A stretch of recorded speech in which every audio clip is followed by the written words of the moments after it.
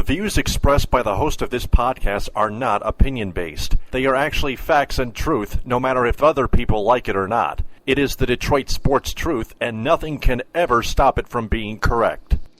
Yep, that's my new disclaimer. Hey there, Detroit sports fanatics, and welcome to episode 171 of the Detroit Sports Truth on Spreaker. Tonight we're going to talk about Michigan State stunning Michigan 27-23. We're also going to talk about the Red Wings. But first, the Spartans come all the way back, and in the final seconds, they stun the Wolverines 27-23 at Michigan Stadium in Ann Arbor. First off, I thought it would never be that close. Both Ed Smith and I predicted Michigan would win. I predicted Michigan 35, Michigan State 10. Ed Smith predicted like a 16 to 18 point margin. I can't really recall, but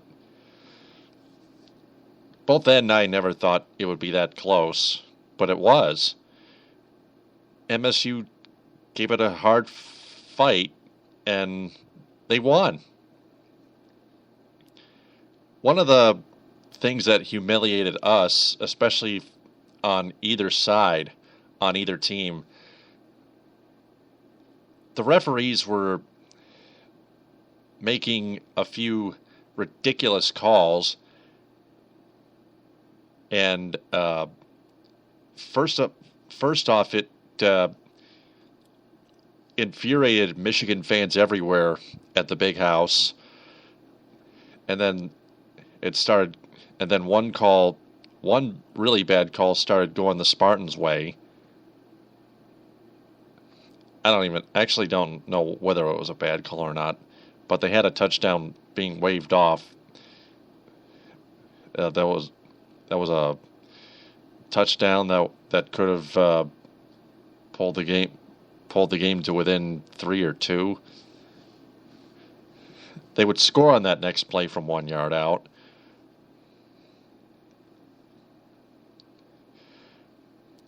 But then Michigan had the ball again.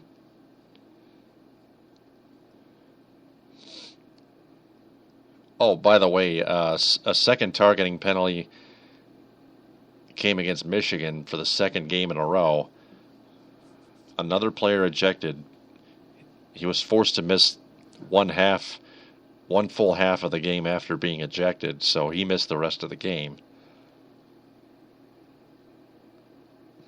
Let me see who it is here.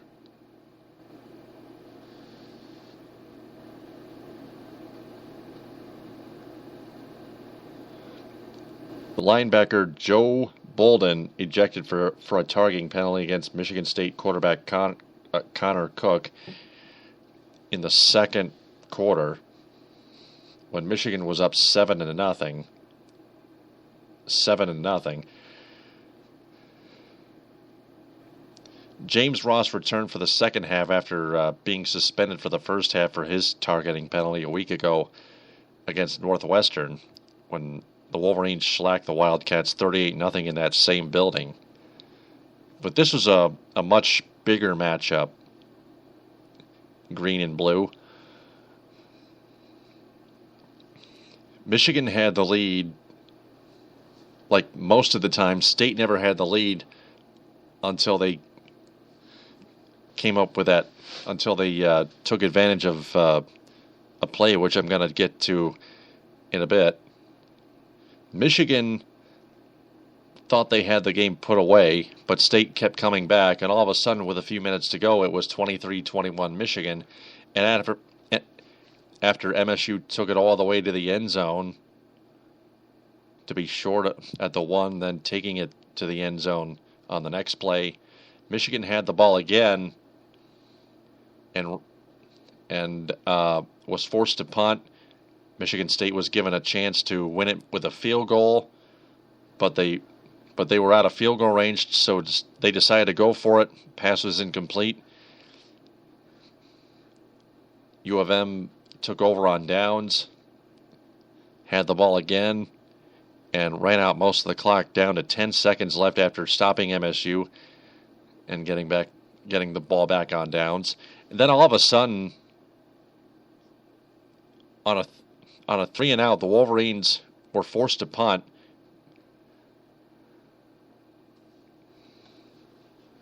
And then all of a sudden, a bad snap caused the Wolverines punter, Blake O'Neill, to fumble the snap, and the football popped loose. And Jalen Watts picked it up for the Spartans and took it all the way with blockers in front of him as time expired for a game-winning touchdown. Holy jumping! Touchdown, MSU! When he was tackled, however, he was injured and sent to the hospital. Now, on that fumbled snap by Blake O'Neill, just because it was a bad snap doesn't necessarily mean it was not a catchable snap. It still came right to him, well, sort of, and he should have caught it cleanly. It may have looked like it was directed toward O'Neill's right knee or shin or something, or past it, but I believe he still had a chance to catch that thing and punt it away to ice the deal for the Maize and Blue. But for the Spartans, they'll take it, especially their head coach, Mark D'Antonio. And for Jim Harbaugh and his crew, man, it was indeed a very tough one to swallow. Now, Michigan fans are still numb after that happened. And I feel them. If I'm a Michigan fan, I have to feel the same way. This is a play that would be talked about for years to come by Michigan and Michigan State fans everywhere on our beloved planet.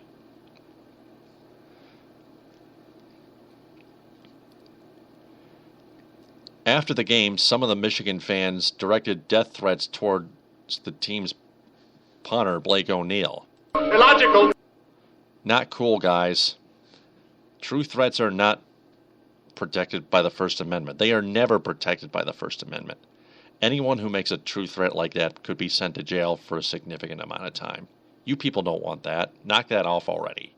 The Spartans won fair and square and remain undefeated at 7-0, while the Wolverines dropped to 5-2. Get over yourselves already.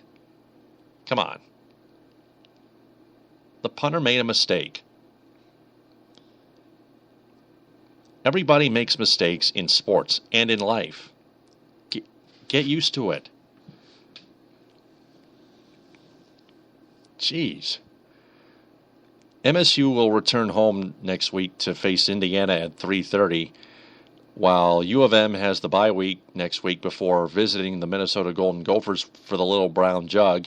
That game kicks off at 8 in 2 weeks. Moving on to the Red Wings, they finally have at least one in the loss column. Make that 2 now. They lost to the Carolina Hurricanes 5-3.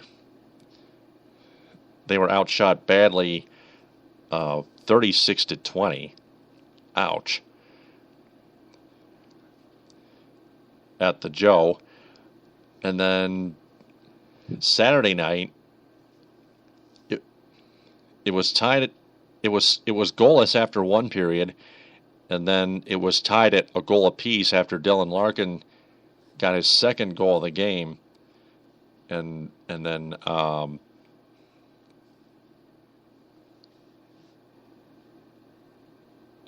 Plekanec.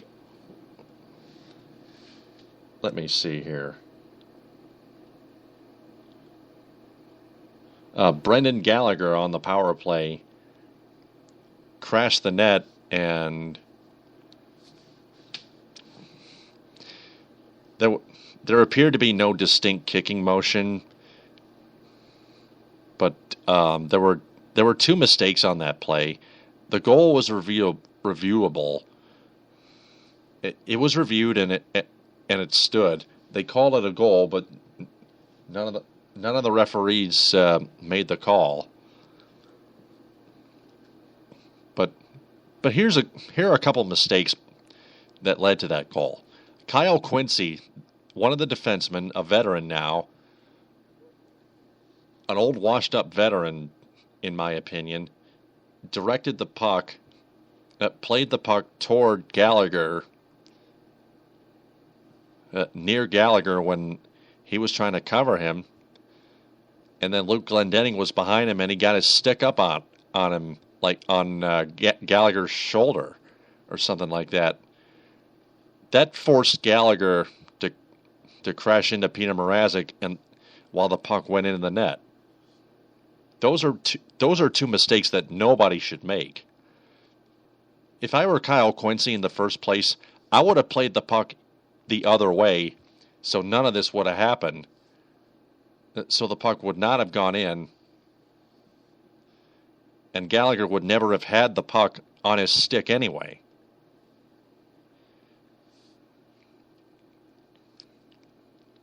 That would have kept it a 1-0 game after 2 periods. And had Mrazek stood on his head the whole way through, the Wings would have won. Maybe added an empty net goal or two, maybe win 2-0 or 3-0. If you think about that,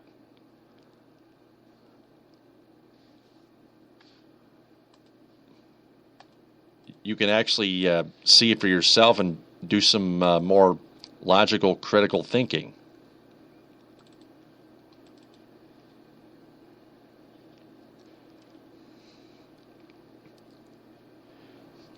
Now, to their power play, they're 2 for 13, ranked 21st in the NHL, 15.38%. Their penalty killing unit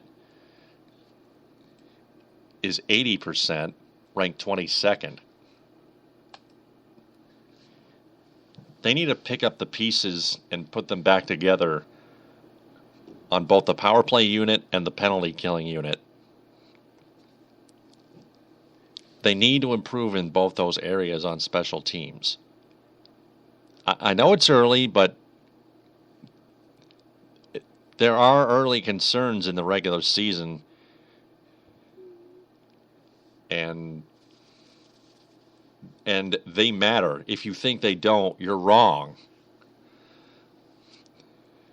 For example, on the power play, there were too many passes in front of the blue line and the Red Wings power play unit was not shooting the puck much. You got to just shoot it. I don't care if it gets blocked. The more you shoot, the more shots on goal you record, and maybe the more you score goals. The more goals you score. Also, the defense is still laboring in the last 4 games after their season opener against the Leafs at the Joe, which they won 4-0, by the way. Earlier tonight, I saw Drew Miller jump out of the way of a shot by Jeff Petrie on the power play for the Canadiens, while goalie Peter Mrazek was screened by another Montreal player. That goal was the winner. If you're Drew Miller, you have to help your penalty killing unit better by blocking that shot, no matter how hard that one-timer slap shot is being taken from any distance in front of the blue line. If you have to take one for the team and get injured, so be it. It doesn't matter whether we love you or hate you. Just do your job. And do a better job. Don't jump out of the way or back out of the way or stand your ground. Lay down and block the damn shot. This is the NHL, for crying out sideways. You don't wimp out like that. When I see things like that, I get riled up.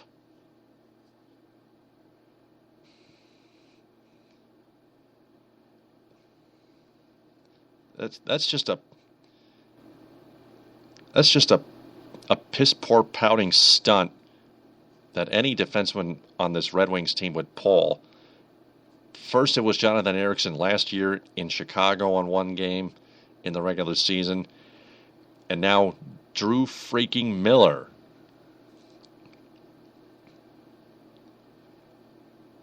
Drew Miller should retire.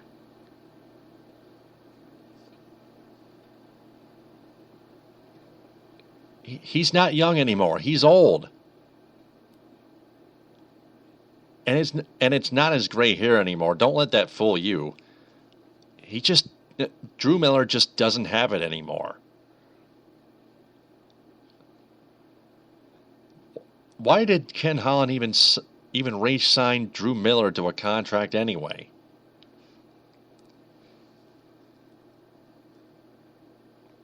On the bright side, Dylan Larkin has 2 goals, 4 assists, 6 points, compared to Henrik Zetterberg's 2 goals, 6 assists, and 8 points total. Man, that is impressive.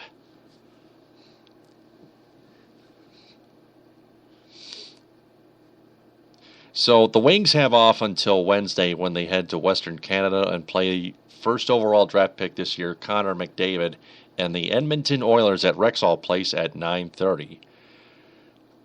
Upcoming games for Sunday, Bears at Lions at 1 on Fox, hashtag on Twitter, Streaky for Kemdiche, Nkemdiche. Also at 4 on that day, the Pistons travel to San Antonio and take on the Spurs in preseason action. You can hear that on Detroit Sports 105.1, on the Detroit Sports 105.1 mobile app, and on DetroitSports1051.com. Create an account or log in. Until that, and then after that, nothing going on regionally until Wednesday. So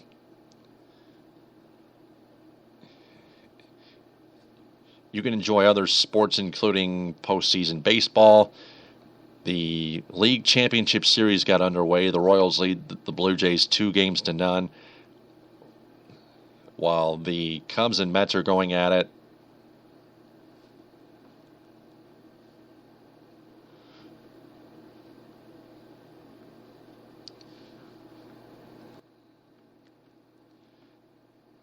So I just thought I would wrap this up, make this short and sweet, doing a little quick investigation on all of this.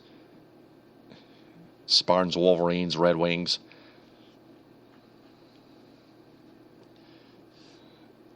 Darren Helm and Danny DeKeyser made their return for the Wings against Montreal, by the way. We expect Pavel Datsyuk to return at about the end of this month. Just about 10 more days or so. Can't wait for that.